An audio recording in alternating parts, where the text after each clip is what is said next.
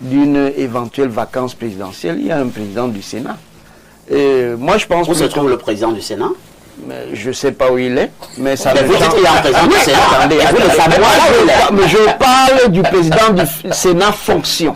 Je ne parle pas du président du Sénat incarné par une personne physique. Bienvenue sur l'Afrique parle, le lieu où les vérités éclatent, où les voix s'élèvent et où les débats font vibrer tout un continent. Attachez vos ceintures, le débat commence maintenant. Abonnez-vous et écoutez jusqu'à la fin, car ici, c'est l'Afrique qui parle. Votre programme Libre Expression, 11h30, 14h. La dernière problématique dans le cadre de ces échanges nous amène à parler des probables réformes des institutions et de la révision du code électoral. Nous nous appuyons sur le dernier discours du président. Le discours d'investiture, c'était le 6 novembre 2025 du côté du Palais de Verre qui porte son nom. Le président parlait justement de cette réforme des institutions. Je commence par le politologue, et là, je veux vraiment avoir l'avis du politologue.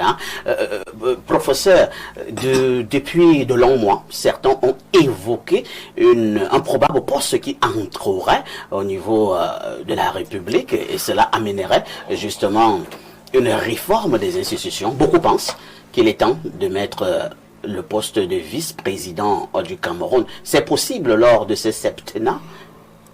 Tout est toujours possible. Il reste à savoir si une telle réforme a véritablement un bien fondé compte tenu de l'architecture de nos institutions. Quel problème concret le poste de vice-président va-t-il résoudre? À mon avis, le poste de vice-président ne résout rien, sauf si on veut mettre un vice-président comme il en existait en République gabonaise, à l'époque où M. Diop Divungi Dingue était vice-président, ce qui était essentiellement un poste honorifique. Si c'est pour des besoins fonctionnels, par exemple de coordination gouvernementale, il existe un premier ministre chef de gouvernement, il existe un secrétaire général qui contribue au travail de coordination gouvernementale pour le compte du président. Si c'est pour la gestion d'une éventuelle vacance présidentielle, il y a un président du Sénat. Moi, je pense où se trouve le président du Sénat? Je ne sais pas où il est, mais ça vous dites qu'il y a un président du Sénat. Mais je parle du président du Sénat fonction.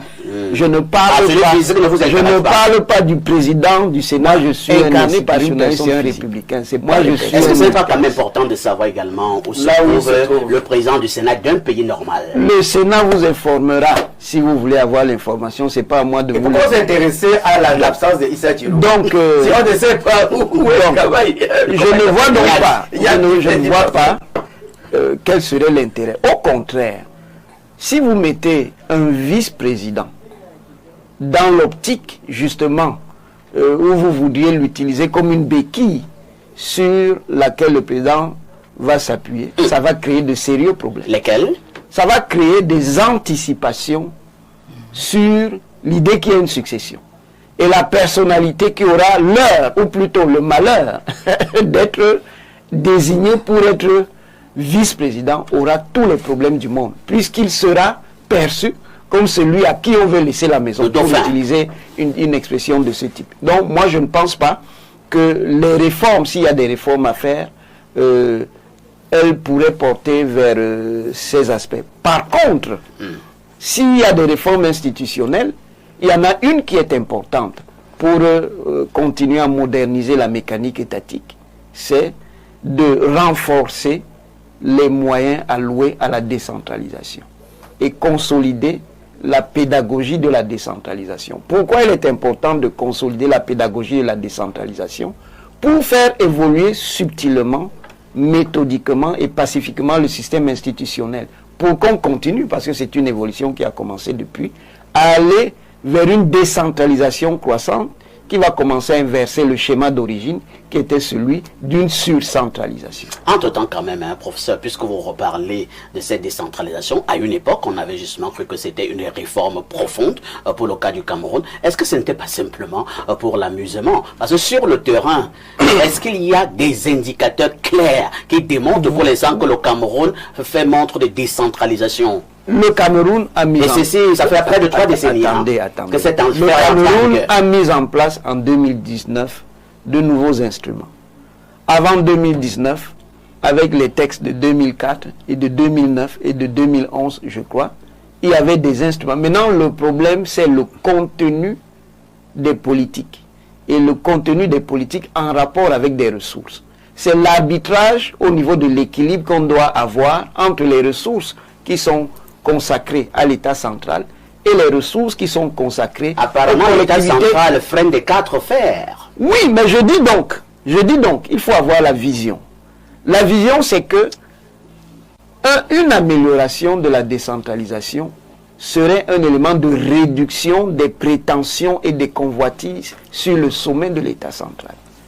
C'est-à-dire, si on parvient de façon progressive et méthodique à mettre des ressources et à faire que les collectivités territoriales décentralisées régionales deviennent des sites importants de pouvoir, on va réduire les convoitises que les Camerounais ont pour l'institution présidentielle. Et c'est l'un des éléments qui fait que l'élection présidentielle est dramatisée. Très bien. Merci. Professeur Owanangini, l'ordre régnera et le Cameroun avancera. Propos du président Paul Biya. Beaucoup ont estimé que lorsqu'on a la recherche de la paix, on ne menace pas. Non, le président est garant de la paix. Et la paix, on peut la rechercher par différentes voies. On peut la rechercher par l'explication, par le dialogue, par la concertation, par l'ouverture, et il l'a fait. Mais s'il y a des forces nocives qui continuent à rechercher le désordre, on peut la rechercher aussi par la paix impérative et la paix coercitive. L'ordre doit régner, parce que l'ordre est la base de tout. Et vous, qu'en pensez-vous? Quel est votre avis concernant ce sujet? Dites-le nous en commentaire. Mettez un j'aime. Et abonnez-vous pour ne rien rater des prochains échanges brûlants, car ici, l'Afrique parle, et personne ne reste indifférent.